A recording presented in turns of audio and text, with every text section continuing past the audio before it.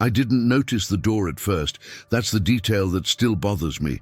Not that it appeared, not that it wasn't on the map, but that my brain accepted it without protest, like it had always been there. The job was supposed to be temporary. Night guard, private facility, 3 nights a week. The kind of work people take when they're tired of explaining gaps in their resume. I didn't ask many questions. Neither did they. All they wanted to know was if I could handle being alone. I said yes. That was my first mistake. Before I tell you what happened that night, you need to understand this. I am not someone who scares easily. I don't believe in haunted buildings or urban legends. And I didn't go looking for trouble. This is a story about routine, about familiarity, about how easy it is to miss the moment when something new slips into a place you think you know.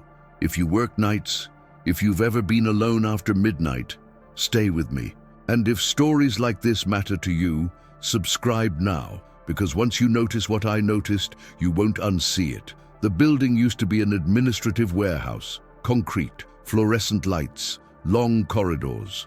My job was simple: monitor cameras, check doors, walk the halls once every hour. Nothing strange ever happened during my first 2 weeks. That's important, because whatever was there waited. Every night, I followed the same route. Security office, east corridor, storage wing, maintenance hallway, back to the office. I memorized the building without trying, which is why, on the 17th night, I stopped walking, because the hallway ahead of me felt longer. The maintenance corridor had always ended with a blank concrete wall, no door, no markings, just pipes and a flickering emergency light. But that night, there was a door, grey, metal, unlabeled, set neatly into the wall. I stared at it longer than I should have. My brain tried to help me. You just forgot it was there. They added it recently. You're tired. I checked my map. The official layout was laminated, folded from years of use. There was no door there. I touched the handle, cold, not locked. I didn't open it. I marked the location in my notebook and continued my patrol, telling myself I'd report it at the end of the shift. That was my second mistake. When I returned an hour later, the door was gone. Just concrete again, smooth, seamless, as if it had never existed. Back in the security office, I rewound the camera footage. The maintenance camera had glitched for exactly 6 minutes. Static, no signal. Right during the time I'd been standing there. When the feed returned, the wall was blank. No door. I should have stopped there, should have reported it, should have walked away. Instead, I waited. At 1:11 a.m., the lights dimmed across the entire facility. That never happened before. At 1:12, a new camera feed appeared, unlabeled, showing a hallway I recognized, but from the wrong angle, and at the end of it, the door. I leaned closer to the screen. The door slowly began to open, from the inside. I didn't blink. That sounds dramatic, but it's true. I leaned so close to the monitor that my breath fogged the glass, afraid that if I looked away for even a second, the feed would change again. The hallway on the screen was unmistakable. Same chipped paint, same low ceiling, same emergency light buzzing like an insect trapped in amber. But the perspective was wrong. It was looking toward the security office, from a place that shouldn't exist. The door finished opening. Inside was darkness, not the kind caused by a lack of light, but the kind that seemed to swallow it. The edges of the frame bent slightly, like the camera itself didn't know how to process what it was seeing. I waited for movement. Nothing came out. Instead, something inside the darkness shifted. The camera feed flickered, and then the door closed. Slowly, carefully, as if whatever was inside had decided it didn't need to come out yet. At 1:37 a.m., the lights returned to normal. The extra camera feed vanished, back to the usual 12. I sat there until morning, replaying the footage again and again. The glitch was always there. 6 minutes. No matter how many times I scrubbed through the timeline, that gap refused to fill itself. The next night, I came early. I brought my own printed copy of the building layout, the same one I'd been using since my first shift. I wanted to see it with fresh eyes. The maintenance corridor ended exactly where I remembered. Blank wall, pipes, emergency light, no door. I exhaled, feeling stupid for the relief that washed over me. That's when I noticed something new. A thin line in the concrete, vertical, too straight to be a crack. I traced it with my finger. Cold. When I pressed harder, the wall gave slightly. The door didn't appear all at once. It separated itself from the wall. The line widened, edges formed, hinges emerged where there had been none, like the building was remembering something it had forgotten. I stepped back. The door stood there again. Grey, metal, unlabeled. I didn't touch it this time. I raised my radio. Control. This is night security. There's an unlisted access point in the maintenance corridor. Static answered me. Then a voice I didn't recognize. Which one? My mouth went dry. There's more than one? The line went dead. I returned to the office and pulled up the cameras. The maintenance feed showed the blank wall. No door. But another camera, Storage Wing B, now showed a grey metal door where there hadn't been one before. Same size, same handle, same faint scuff mark near the bottom, like something heavy had been dragged through it repeatedly. I felt a chill crawl up my spine. It hadn't disappeared. It had moved. I checked the map again. Something had changed. Not physically, the paper was the same, but my eyes caught on a detail that hadn't registered before. A small, unlabeled rectangle. No text, no door symbol. Just a shape, right where the door now was. I was sure it hadn't been there before. I was also sure that somehow it had always been there. At 1:11 a.m., the lights dimmed again. This time, the intercom clicked on immediately. I didn't speak. I remembered the last story I'd heard about night guards and rules, about silence being safer than curiosity. The intercom crackled. Then a sound came through that wasn't static, breathing, slow, measured, like someone trying to mimic how people breathe when they're calm. The cameras switched on their own. One by one, feeds changed, not to new angles, but to places I recognized from memory. The break room as it looked 10 years ago. The hallway before renovations.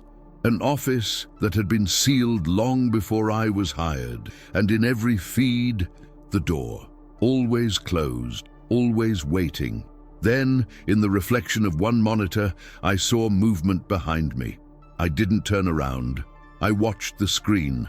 The reflection showed a shape standing just outside the office door. Tall, still. Its outline was wrong, slightly delayed, like the image was lagging behind reality. The office door handle turned. Just a fraction. Stopped. The intercom whispered softly enough that I almost missed it. You missed it the first time. At 1:37 a.m., everything reset. Lights normal, cameras standard, office door untouched. But the map on my desk now clearly showed the door, labeled in handwriting that wasn't mine. Access. I didn't go home at the end of that shift. I stayed until morning, staring at the door on the map, trying to remember a time when it hadn't been there, and realizing with growing dread that the building wasn't changing. It was correcting me. The map didn't leave my hands for the rest of the night. I folded it, unfolded it, compared it against every camera feed, against the building itself, against my own memory. Every time I looked away and looked back, the door's position felt more certain, like the building was insisting. I didn't plan to open it, that's important. What happened next wasn't curiosity, it wasn't bravery, it was inevitability.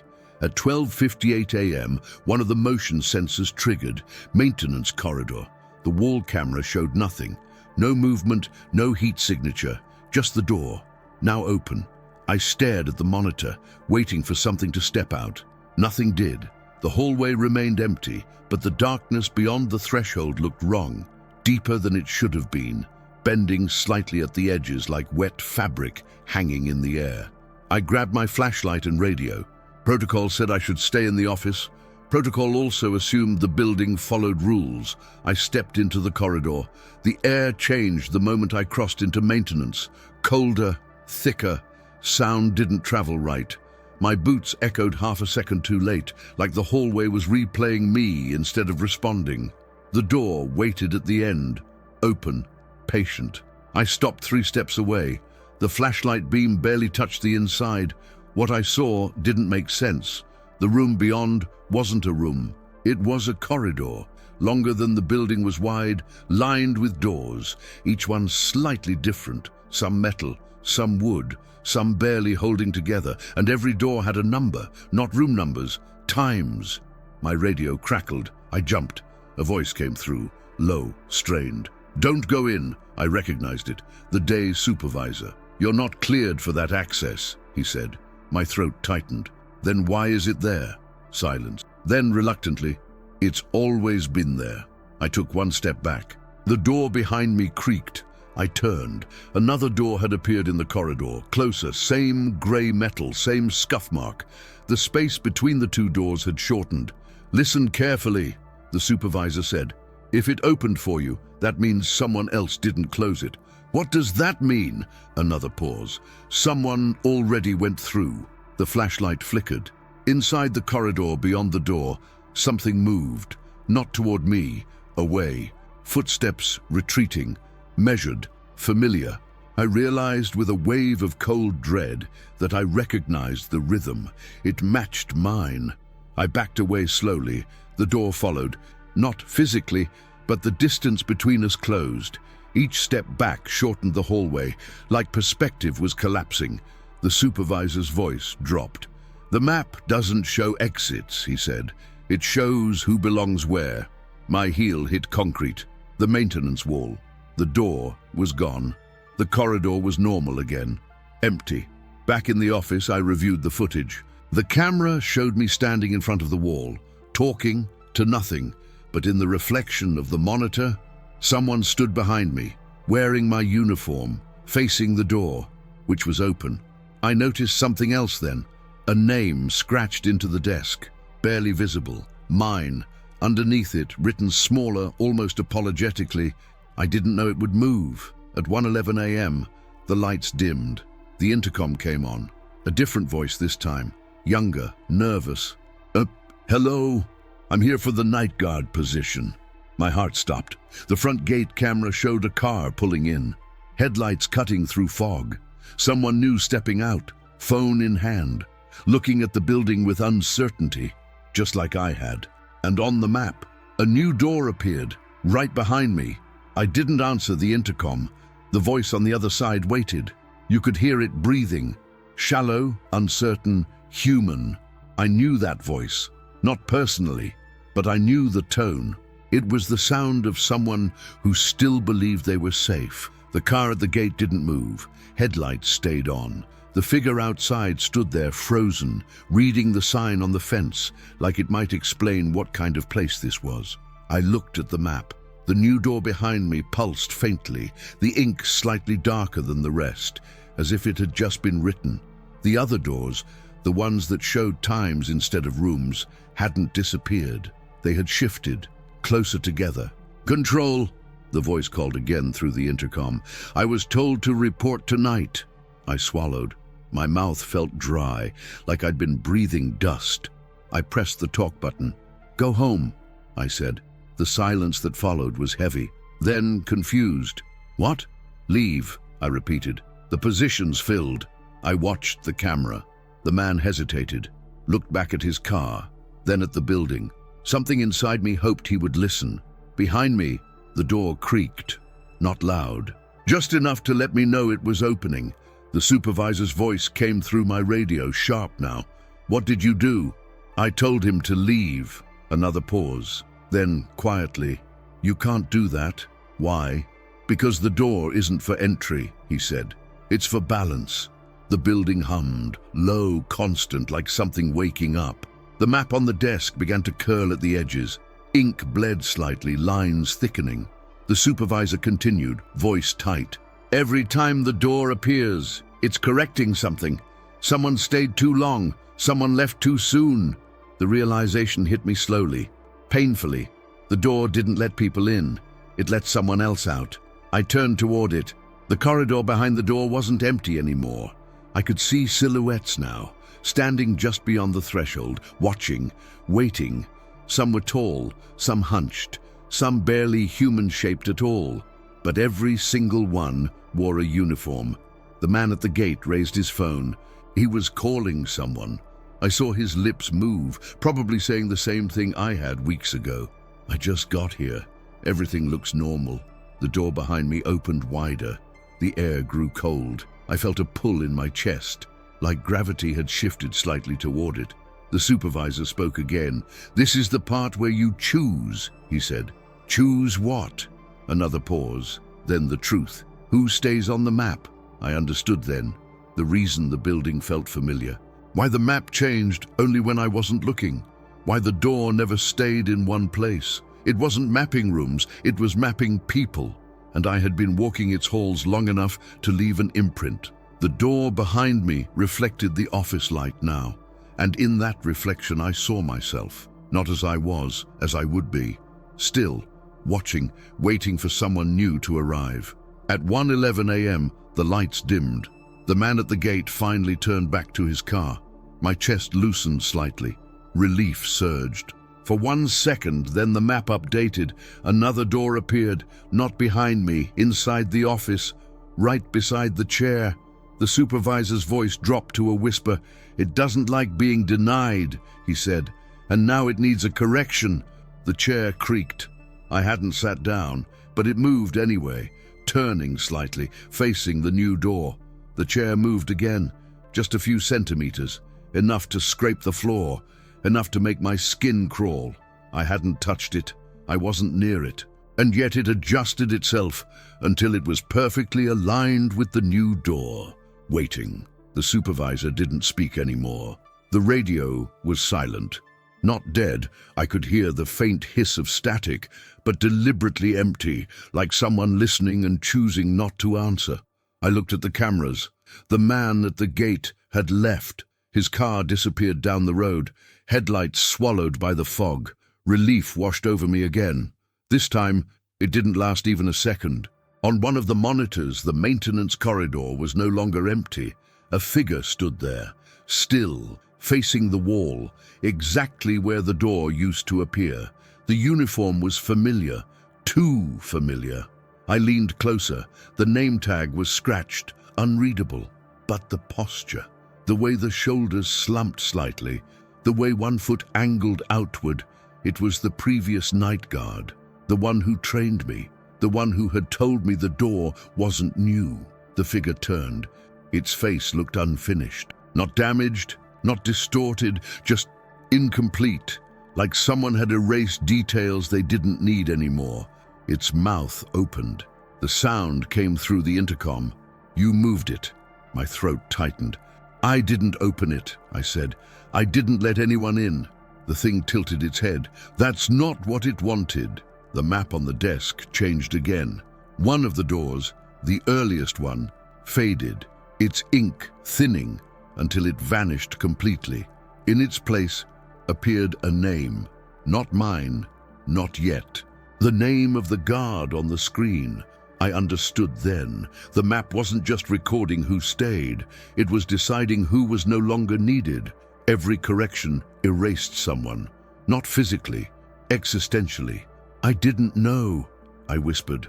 The figure took a step closer to the camera. "I said that too," it replied. The lights flickered violently, not dimming this time, struggling. The building groaned, metal shifting, walls flexing like ribs under pressure. Doors appeared along the office walls, not fully formed, half there, like sketches, each one humming softly. The radio crackled back to life. The supervisor's voice returned, hoarse. "It's accelerating," he said. "You interfered with the intake. I stopped someone from getting hurt." Another pause, then quietly, "You delayed the replacement." The truth landed heavy. The building didn't care about people. It cared about continuity. Someone had to be on the map at all times. If no one new came in, someone old had to go. The figure on the camera stepped backward, toward the wall. The concrete behind it softened, darkened. A door outline formed around its body. It didn't struggle, didn't scream. It looked at the camera, at me, one last time. Don't let it learn you completely, it said. Then the wall closed, smooth, seamless, empty. The map updated, the name disappeared, the door count reduced by 1, balance restored. I sank into the chair. This time, it didn't lock me in. Not yet. The new door beside me pulsed gently, inviting. The intercom whispered, "You understand now." At 1:37 a.m. the building went still, not calm, satisfied. I sat there until morning, staring at the map, at the remaining doors, at the space where my name hadn't appeared yet, knowing it was only a matter of time. Morning came without ceremony. No sunrise through windows, no birds, no sense of relief. Just a slow return of normal lighting and the hum of electricity pretending nothing had happened. The chair released me, the doors faded back into concrete, and the map looked almost ordinary again, almost. I stood there for a long time, afraid that if I moved, something would correct me again. Nothing did. For the first time since the door appeared, the building felt complete, not empty, complete. I didn't quit that day. I didn't report anything either. I finished my shift, signed out, and walked to my car like a man leaving a job he hated but understood too well. The gate opened. The road waited. I drove away, and for the first time in weeks, nothing followed. I didn't go back. Days passed, then weeks. No messages, no calls. The lights in my apartment stopped dimming at 1:11. The dreams stopped. I told myself it was over, that the building had found balance again, that it no longer needed me. I was wrong. 3 months later, I was at a diner just off the highway. Late night, almost empty. I wasn't paying attention to the TV mounted above the counter until a familiar image caught my eye. A news ticker. Private facility undergoes renovation. New security contract issued. They showed a photo, aerial view, same building, same shape. But something about it felt cleaner, like scars that had finally healed. I paid and left before the report finished. I didn't need details. I already knew what renovation meant. It meant reset. That night, curiosity got the better of me. I searched job listings, scrolled without intention. At 2:11 a.m. I found it. Night guard needed immediate start. Familiarity with facility preferred. I felt cold all over. I didn't click it. I didn't have to, because at that exact moment, my phone buzzed. Unknown number, one message. We updated the map. I didn't respond. I turned off my phone and sat in the dark, trying to breathe, trying not to imagine what the map looked like now, how many doors it showed, which ones were new. A week later, I passed the road by accident. Construction vehicles everywhere, new fencing, fresh paint. The gate was open. A car pulled in ahead of me. Headlights cut through the fog. A man stepped out, phone in hand, reading a message, looking uncertain. I didn't stop. I kept driving, but in my rearview mirror, for just a second, I saw a door, standing where the wall should have been. If you're hearing this and thinking you would have noticed it sooner, if you believe you'd recognize the moment something didn't belong, so did I. Some places don't trap people, they map them. And once you've been on the map, it never really forgets. Subscribe, because somewhere right now, a door just appeared.